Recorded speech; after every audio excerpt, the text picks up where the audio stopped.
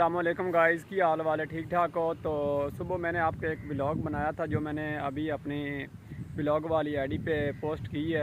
तो उसमें मैंने आपको बताया था कि हम ना मूंजी की फसल जो है 1509 उसको हम लास्ट खाद लगा रहे हैं, लेकिन मैंने उसमें ये दिखाया नहीं था कि मतलब आज जैसे खाद मिक्स करते हैं साथ में हमने एक थैली वगैरह फेडरल की लगाई है और जो यूरिया की बोरी है खाद की वो लगाई है 1 एकड़ को।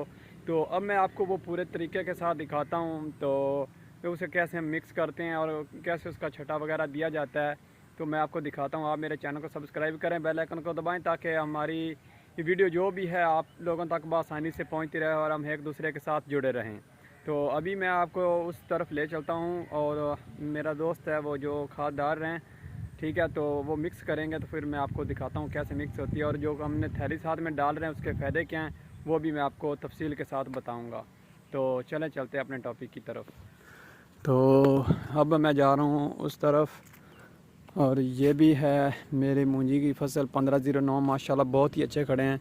इसको हमने आज बारिश का भी पानी लगा हुआ था, साथ में हमने मोटर बैन चलाई हुई थी, इसका पानी भी लगाया है। तो इसको हमने खाद वगैरह डाल दी है। तो अभी हमारा 1 एकड़ रह गया, बस हम उसको लगाएंगे, उसके बाद हम फ्री हैं, घर जाकर सो जाएंगे। ये अभी कुछ दिन पहले लगे हैं तो माशाल्लाह ये भी ठीक खड़े हैं, लेकिन हमारे नहीं हैं, ये किसी और के हैं। हमारी ज़मीन तो इधर है, इस साइड पे साथ साथ जा रही है। और ये है सोना यूरिया खाद और साथ में वो एक थैली है जो बंडल वाली पड़ी है ना, ये वाली है, ये देख रहे हैं आप। तो हम अब इसको मिक्स करेंगे।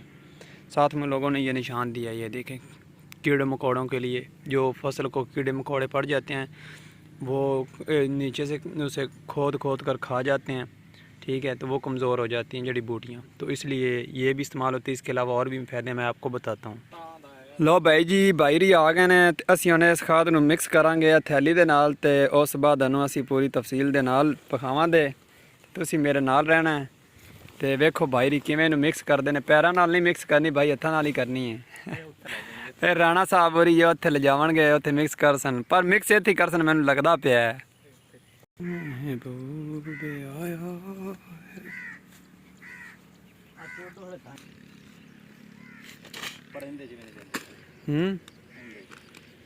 ਲੈ ਜੀ ਸੋਨਾ यूरिया खाद नाल थैली हैगी है, इनू बाहरी मिक्स करनगे।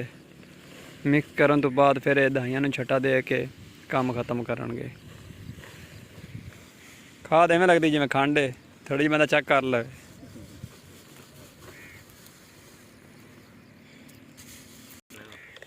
दसना इन्हां इहदे बारे।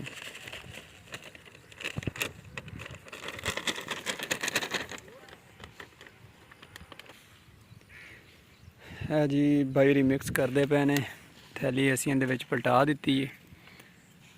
बड़ी इहदी जहरीली स्मैल है।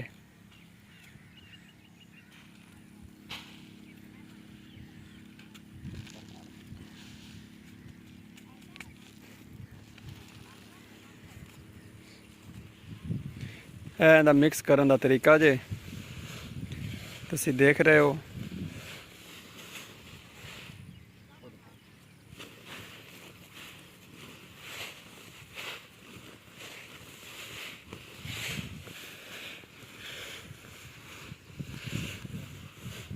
लो जी अब मिक्स हो गई है। बस तो बाद बाहरी आदि झोलियाँ भरनगे तो फिर छटा दे देंगे।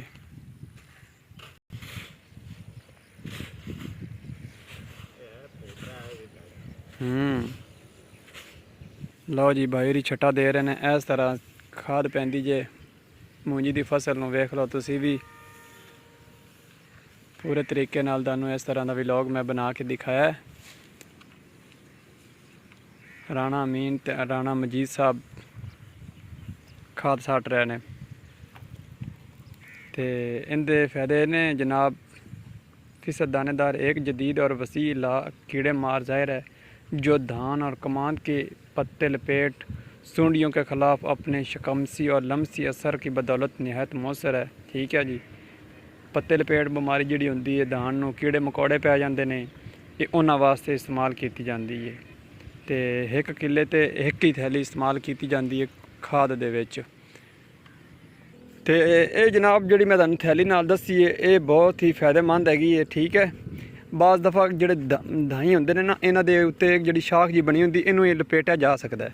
जदों ये थैली पाने तो उहदे नाल जिहड़ी ओहदी शाख होंदी है लपेट च नहीं आती, तो इनका बहुत ही अच्छा फायदा है। ठीक है, उस अलावा इन्हें कोई कीड़े मकोड़े जो होंगे ने जोड़े इन्हों खाना शुरू कर देंगे ने, तो ये बहुत जहरीली है, तो तां वास्ते इस्तेमाल की जा सकती। जी खाद हैगी उनका फायदा है कि ग्रोथ करती है।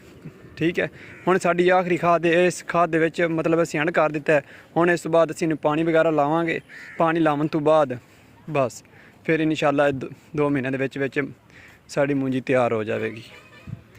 तो ठीक है, फिर अपना ख्याल रखें, मिलते हैं नेक्स्ट वीडियो में। अल्लाह हाफिज़।